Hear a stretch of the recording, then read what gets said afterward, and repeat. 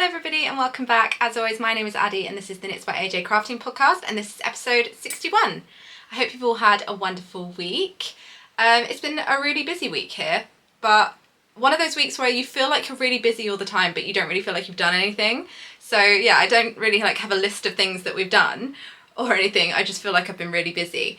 But yes, I'm also trying to cram this podcast, filming this podcast in quite quickly today because there's quite a lot of construction going on down my road that has involved them having a jackhammer. So that was going on this morning, so I think they are currently on their lunch break. So I'm hopefully going to get this filmed before they start that up again. So yes, hopefully they take a long lunch. So yes, I have got 3 finished objects to talk about today, one of which is knitting and 2 are sewing related. And I have 2 whips to talk about. I will not be going through my Colourwork Cuff Club socks because I did not touch them this week, or my Manhattan hat. I also didn't touch that this week. It's been a week of working on the big whips, not so much on the small whips. So yes, without further waffle, let's get into it. Actually, before we get into the projects, I will just make a quick detour into what I am wearing today. So this is the SANNA cardigan by Rebecca CLOW, or the Gr8 and I knit this up as a test knit this time last year, I think it was roughly around about this time last year, and I used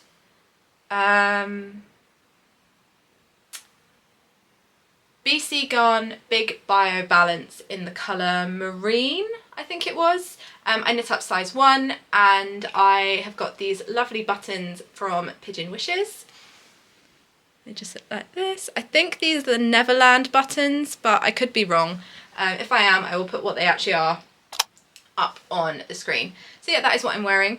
I'm also wearing one of my finished objects, but I'll show you those in a minute because they're a little bit difficult to show in this chair. And I won't lie, I'm sitting in organised chaos at the moment because I'm in the middle of rejigging this room, and so there's just stuff everywhere. So yeah, that is what I'm wearing. And so into finished objects. So my first finished object is actually a mystery knit along. So I'll give you all a bit of a warning. If you are knitting the Imagined Landscapes April mystery gnome and you don't want spoilers, then skip ahead to this timestamp here. I wouldn't want to spoil it for anybody, and yeah, but I do want to show it on my podcast. I know we're almost at the end of the knit along. This podcast goes out on, I think it's the 1st of May, so happy May. So yeah, I don't want to spoil it for anybody. I know that the knit along hasn't officially ended yet. All the clues are out, but I know people might be catching up. So yes, if you haven't finished and you don't want spoilers, skip now because I'm about to show it. Okay, so this is my Professor Fungi Mystery Knit Along Gnome by SCHIRA, and I love this guy. I think he is so adorable. He is the most fun looking gnome I have knit up in a really long time. So I used a gnome kit from Giddy Yarns. I have knit all of my gnomes up in a yarn kit by Giddy Yarns. Now I used the whole gnome kit. This is the festive gnome kit, sorry. I used the whole gnome kit, but this colour that I used for the nose and beard and the hands is from another gnome kit. So that was not what I used. That was not part of the kit that I purchased specifically to make Professor Fungi. So I used, like I say, the festive gnome kit, which came with this light pink, this sort of forest green, this sagey green, and the red. So I used most of the colours, but to be honest, I kind of didn't really know where this green was going to fit in. I had seen the gnome before I started it, so I knew what it was going to look like, and so I picked my colours accordingly. I didn't do that with the December mystery gnome. I just went along with the colours that were stated on the pack, but because this was not dyed up for a specific gnome, I wasn't really sure which colours I wanted to use, and I did speak to Helen about it when I was at East Anglia Yarn Festival, but honestly I completely forgotten which way around she said to do them. So yeah, I had seen the gnome beforehand and then picked my colours. So not the end of the world, but I still think that this is absolutely wonderful, and I'm really happy that I did actually see the colours beforehand, see the gnome beforehand, because then I got to kind of make him look the way that I wanted and not be disappointed and have to rip back afterwards. So yes, this is Professor Fungi, and I used a 2.5 and a 2.25mm needle to knit him up, and I used the fingering weight option. I can't remember if there is a DK weight and a fingering weight in this one. For most of the gnomes there's like fingering weight and DK weight, but I used fingering weight for all of my gnomes so that they're all kind of fairly comparable sizes. And yeah, so like I say, I didn't knit mine like as the clues came out. I knit mine over a weekend once all of the clues had been released, and so it didn't take me very long at all. I think this would have been so easy to knit up like as the clues were being released. So clue 1 was the bag, arms, nose, beard and feet, and then clue 2 was the bottom, and clue 3 was all of the colour work, which was optional on the body, and I think it's a really nice little addition. I think it looks really cute. It's very much like the colour work that we did for Nana in December. And then clue 4 was the rest of the body, clue 5 was the gills, and clue 6 was the hat and all of the finishing. I think SCHIRA has such a great eye for detail when it comes to these gnomes, even to the point where like she suggests putting a piece of cardboard or plastic in like his base, and also like in this rim of the hat here to make it really stand up. And there were short rows added into this pattern as well. So there were short rows on the body to shape the face so that the face comes up a bit further than the back of the body, so that the hat doesn't sit flat, it sits up a bit so you can really see his face, which I think is such a great addition. I mean, the short rows were completely optional, you could totally knit this without them, but I think it's such a really nice addition just to kind of tilt the hat back a little bit and so that you can really see his face. And yeah, I absolutely love these gnomes, and to be honest, I can't wait to cast on another one. I feel like I get like this, once I've finished one I want to cast on another one immediately, but if I don't then I won't cast one on for like another month. But I absolutely love Professor Fungi. We've got 4 gnomes now. We have Nolan, Nana, who's my other one? Nori, and Professor Fungi, and my daughter has asked if we can have, is it Noddy next, the one with the ear flaps on his hat, so I'm pretty sure I'll be casting that on fairly soon. As always, pattern is written really well. There's like videos that go on along with it as well to kind of help with any tricky techniques. There's loads of notes in there to help, and I think the writing style is always really, really good on these gnomes. Like the way that the pattern is laid out is always really nice and intuitive. Even when you are getting different clues and everything, it's really easy to go backwards and forwards if you need to. So yeah, all in all, really, really enjoyable. I absolutely love knitting up these gnomes. I think they're so much fun. I did add in some plastic into the bottom and also into the rim of the hat. My husband 3D printed me some discs to put in there so that he kind of keeps his shape. But to be honest, I don't think it's like 100% necessary. I think you could probably just do it with cardboard. I don't really feel like you 100% need the one in here or in the base. You could go without them if you don't want to put those in, especially if you're gonna have it as like a toy for a small child. You might not want to add those in there. And I added, as always with my gnomes, some dried lentils into the bottom just to give it a bit of weight. And then the rest of it is just like polyfill toy stuffing stuff. So that is my Professor Fungi, and I cast him on April the 18th and I cast him off on April the 20th, so he took me a grand total of 3 days to knit. And cost wise, the pattern cost me £4.87, the gnome kit from Giddy Yarns cost £20, and so the grand total for my Professor Fungi was £24.87. So yes, that is my first finished object and my only knit finished object for this week. So welcome back if you skipped through the gnome portion of this video and you have joined us again for finished object number 2. So my second finished object is a sewing project that I was working on this week, and it is one from my spring making plans. If you haven't watched that video, I'll have it linked down in the description below.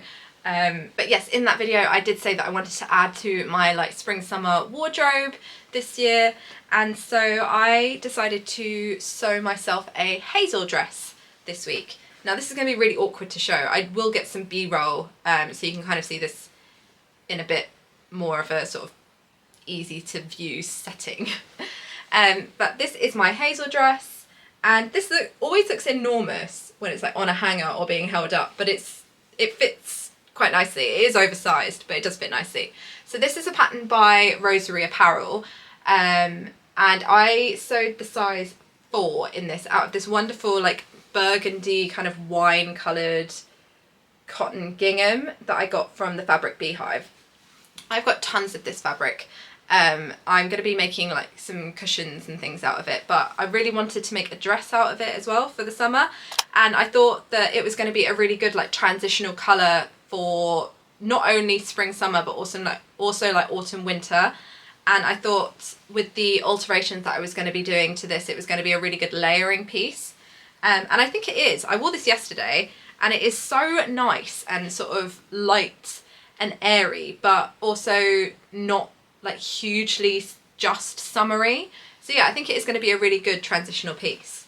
So I used a tutorial on Janelle's YouTube channel, the ROSARY Apparel YouTube channel, to do a pattern hack for the Hazel dress. So I've made 2 of these before straight to pattern, and I wear them quite a lot, but I wanted this one to be slightly different.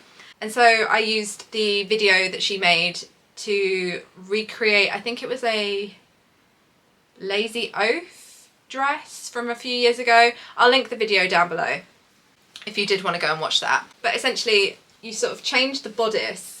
The skirt is still all the same to pattern, you just omit the zip and just cut both pieces on the fold. But all of the changes are made to the bodice. So you lower the bodice by, I think it's like 4 or 5 centimetres. So you lower the neckline and you also shorten the bodice as well by a couple of centimetres, and you omit the waist darts on the front. So it gives you this lovely kind of like square necked, oversized sort of pinafore-esque dress. And she also changed the straps. So instead of just being like small sort of standard straps, they are like tie straps.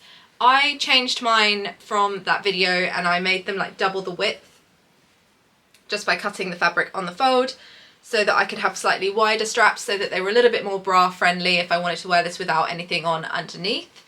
And I think that's worked out really well. And also it kind of makes the bows a little bit more of like a statement, which is quite nice. I mean, it's a bit of a nightmare to put a cardigan or anything on over the top, but to be honest, I'm not really all that fussed. And then you also add in a little bit of width in the bodice so that you don't have to put the zip in the back. So there is no zip in the back, this just goes over my head, and it does go over fairly well. I do kind of wish that when I was making this that I had taken maybe like 2 centimetres out of the underarm, because it does gape a little bit, especially if I'm not wearing anything underneath this. It does gape a little bit at the underarm. But it's not the end of the world. I kind of like that sort of oversized fit. I think it's going to be really good for the summer, especially when it's too hot and you just don't want anything touching you. So it's not the end of the world, it's a little bit annoying. You can't really tell that much if I'm wearing like a t-shirt underneath it, so that's fine. It's just when I'm not wearing anything underneath it. So yeah, instead of doing the facings for the bodice, you cut a lining piece exactly the same as the regular sort of outer of the bodice.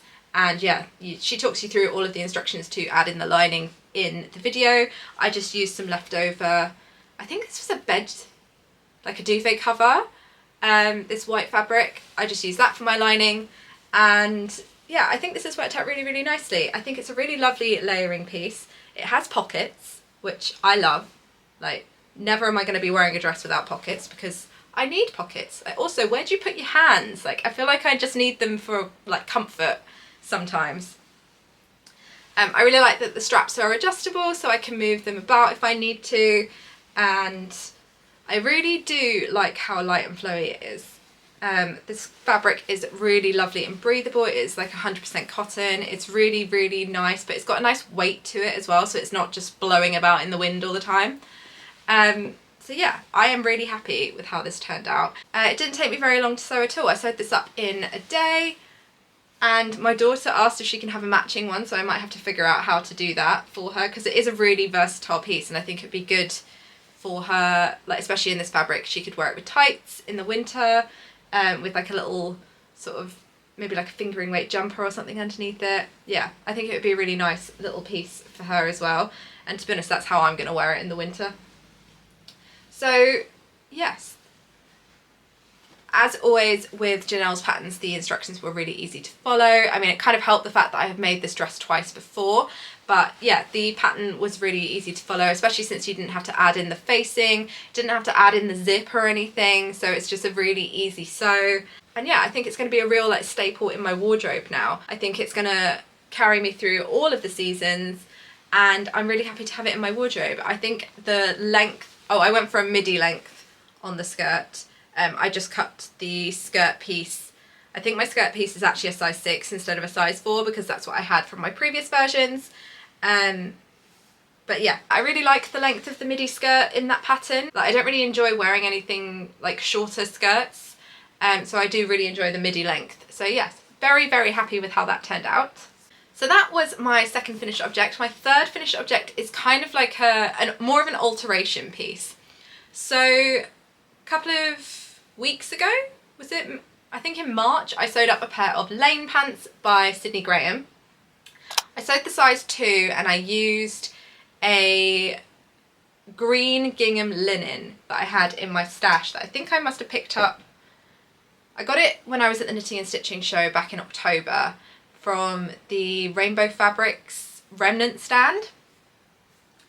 And so I had previously finished them and shown them as a finished object, and I am wearing them today, and I'm not sure if I can show these very well. So this is what they look like. The top of them hasn't really changed at all, but I will get some B-roll of them because I have made some alterations. So like I say, I finished these before, and I just found that I wasn't really reaching for them. And most of the problems were that they were very wide and at the leg, which is what the lane pants are. They're a wide leg trouser. But I think I was just finding them slightly too wide for me. I just found them difficult to style in my wardrobe, and I had sort of made an error where I hadn't shortened them at the like lengthening / shortening line.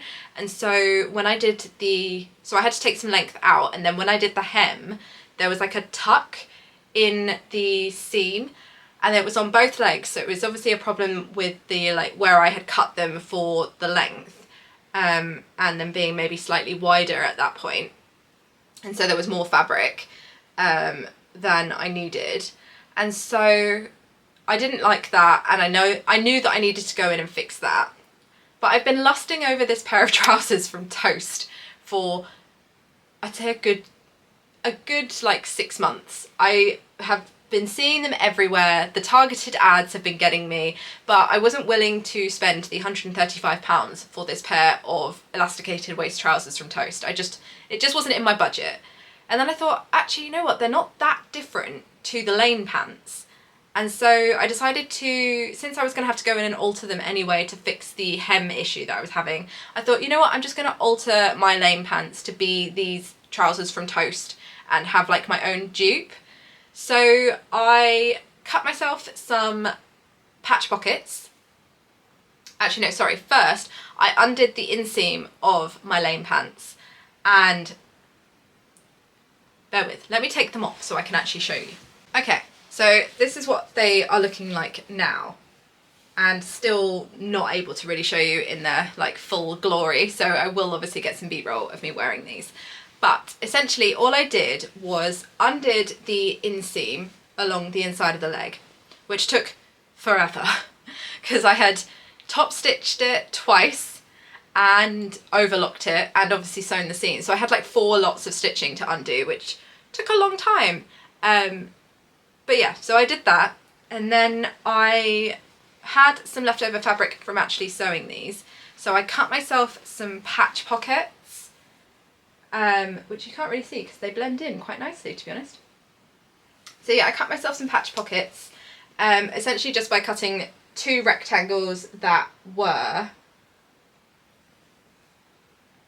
20 centimetres wide and 27 centimetres long. And then to do the top of the pocket, folded it down by 1 centimetre and then folded it down by another 2 centimetres and then top stitched that down. And then I folded all of the edges in by 1.5 centimetres, and then I just top stitched them onto the leg of the trousers, and I put them 15 centimetres from the bottom of the front pockets, which did mean that I had to kind of like move the pocket bag out of the way from the front pockets to do it. But I think they have worked really, really well. These are lovely spacious pockets. Not sure how much use I'm going to get out of them, but I do really like having them there. So I did that on each leg, and then I just sewed then I took some width out of the bottom. So I took 1 inch out of each edge of each pattern piece. So there's 2 inches taken out of each side of the seam, and then I just graded it into the rest of the trouser, just sort of like as a diagonal line, to give them that kind of like tapered, like slight tapered effect. Yeah, so there's 4 inches less on the hem of my pair compared to the pair as like the pattern is made for the lane pants. And I also shortened the hem, so there is like a 3-inch hem on the original pattern, and I decided I didn't want that much of a hem, so I chopped the bottom off essentially so that I would have so I had 1/2 inch and then another inch on top, so 1.5 inch hem, but actually only 1 inch, if that makes sense, because you fold the 1/2 inch over and then you fold it again to enclose the raw edge. So yeah, I've got 1 inch hem instead of a 3-inch hem, and I really, really like these. I absolutely love how they turned out. I think that they are so much easier for me to style in my wardrobe now. I think they're a much nicer length on me. I don't know how I feel about like a cropped wide leg trouser on me. I think a full length wide leg trouser would look great, but I think if I'm going to have them cropped, then I want them to be slightly more tapered in so I don't feel like I've got so much fabric flapping around when I'm walking. But yes, I absolutely love how these turn out now, and I am really, really happy with them. And I think I want to make myself another pair in like a plain fabric so that I can wear them with my like striped or patterned tops. So I'm so, so happy with how these have turned out now that I have altered them, and I think they're going to be way more of a staple in my wardrobe than they were originally. And this is one of the things I absolutely love about like knitting and sewing my own clothes, the fact that I can go in and I can alter them if I need to, if I'm not getting a lot of wear out of them, or I can just completely pull them back with my knitting. So yes, those are my altered lane pants. And so that brings me to the end of my finished objects and to my whips. So both of my whips are knitting related, and they are both whips that you've seen before, and long, sort of like my bigger whips that I've been working on. So first up I have my Gr8 Gingham Raglan by Jessie made Designs, and I've made progress on this, but because I'm still working on the sleeves, it kind of just feels like I've just repeated myself essentially.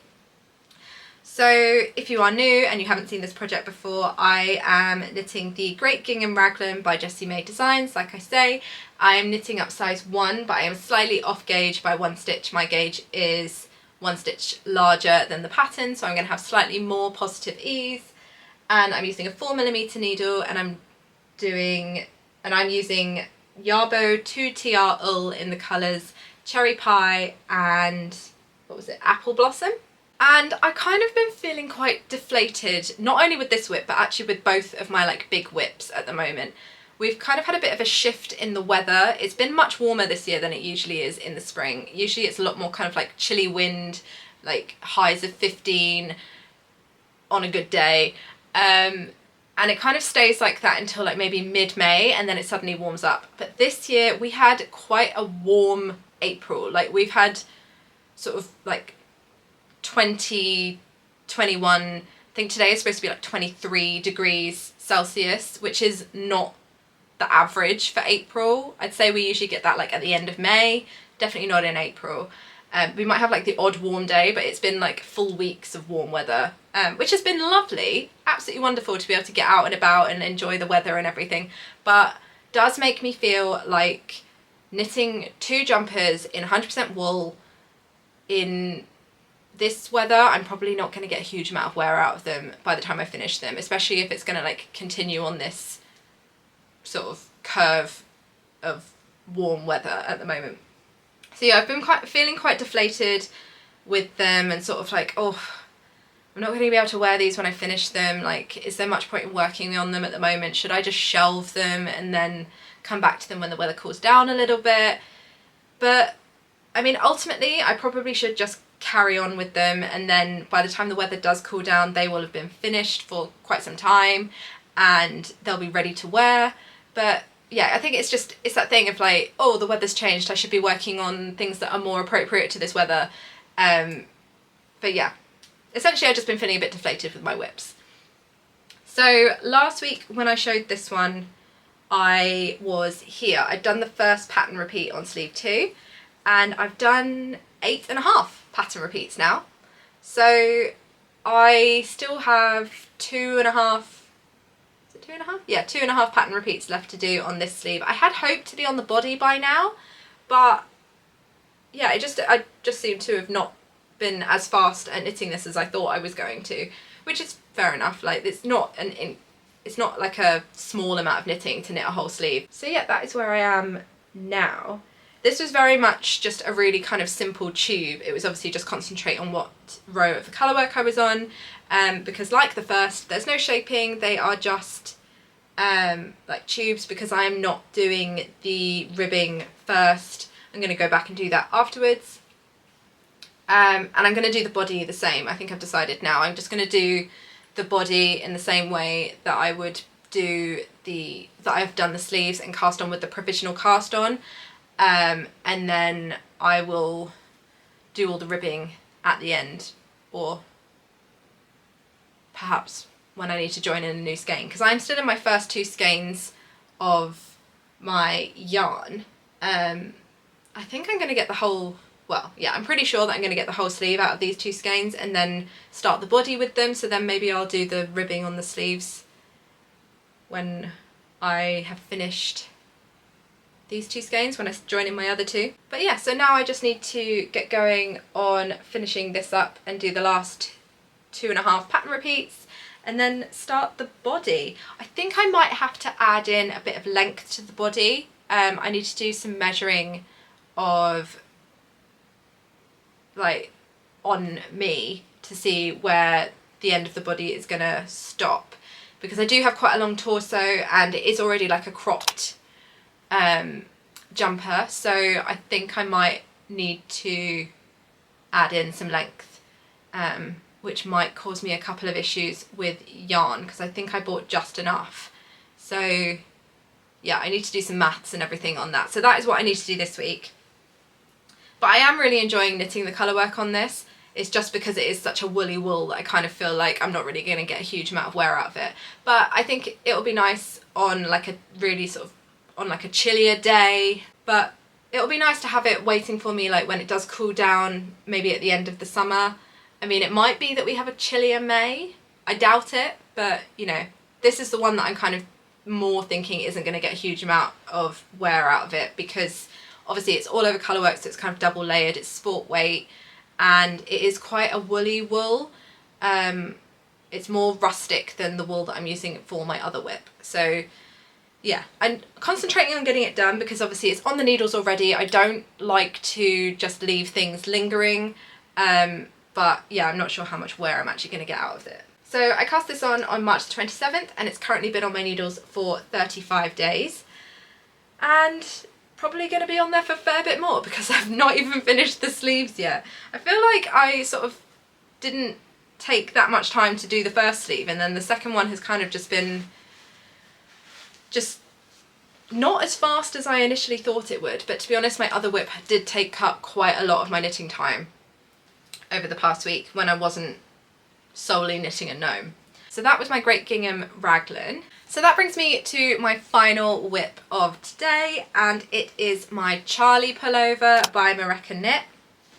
And I am using BC Garn Samilla Melange in the colours Vanilla and Light Green. I think this is called Apple Green on Ravelry, but it was light green when I bought it online. So that's what I'm going with. So yeah, these are my two yarns. Like I say every week, I love this yarn. It's so bouncy and soft and it's just lovely. So yeah, I'm knitting size 1 and I'm using a 3.25mm needle for my main fabric, a 2.75mm needle for my ribbing, and a 2.25mm needle for my double knit. So very small needles. I've had to go down quite a few needle sizes from the pattern. I think the pattern's knit on a 4mm, and then a 3.5 and a 3. So yeah, I've had to go down quite a few needle sizes to get gauge on this.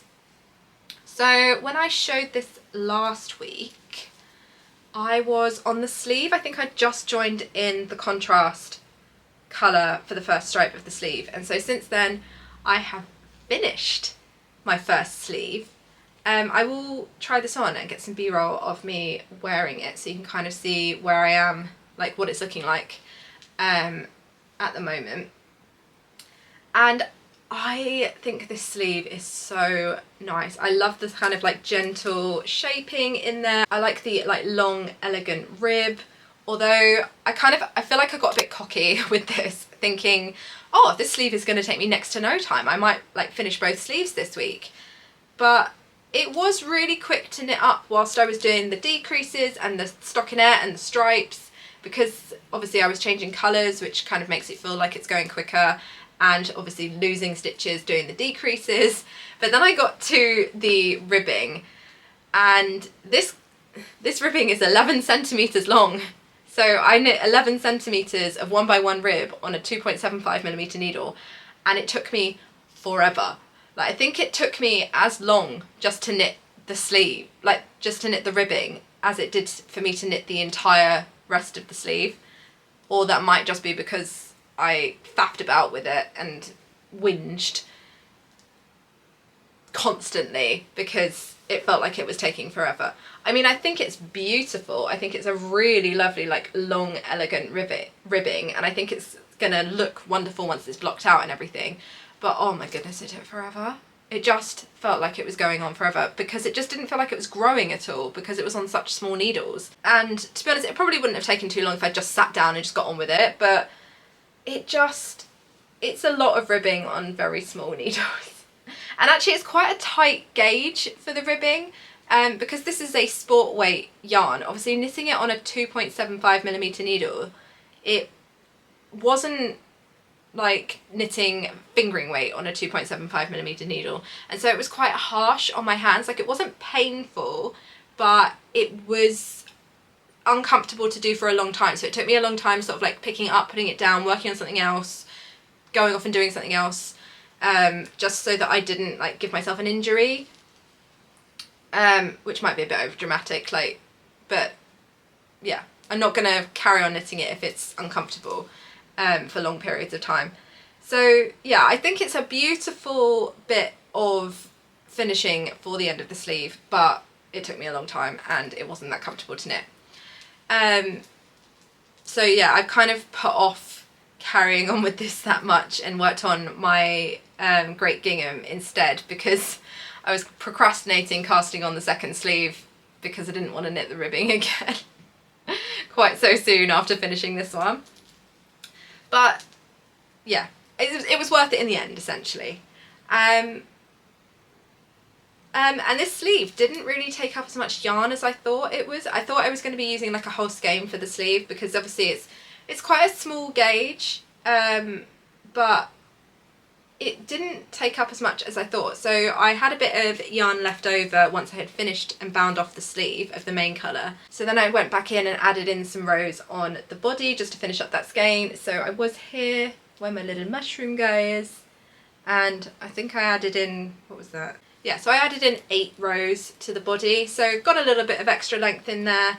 And now I'm just going to be picking up sleeve 2 and working through that, getting the short rows done and everything, and spend more time doing the ribbing on the end of the sleeve. Hopefully the second one won't go quite as slowly, because I'll kind of know like how many rounds I need to do at least to get the full length of the ribbing, and not be constantly measuring it thinking, oh my goodness, am I still not like made another centimetre yet? So yeah, that is my plan for this week. I absolutely love this. I think that this is going to go really nicely with the lane pants that I altered this week as well. I think that's going to be a really nice kind of easy layer to chuck on in the morning. And this one I'm not quite feeling as deflated with, like, because the weather's obviously warmed up and I'm not going to get that much wear out of it. Because this is so soft, and obviously it's not all over colourwork, so it's only like a single layer of sport weight yarn. I think this is going to be a really easy layer to chuck on even when it is warmer, like when it's a bit chillier in the mornings or the evenings, or if we have a day where it's not quite as warm, especially like in the next month or so.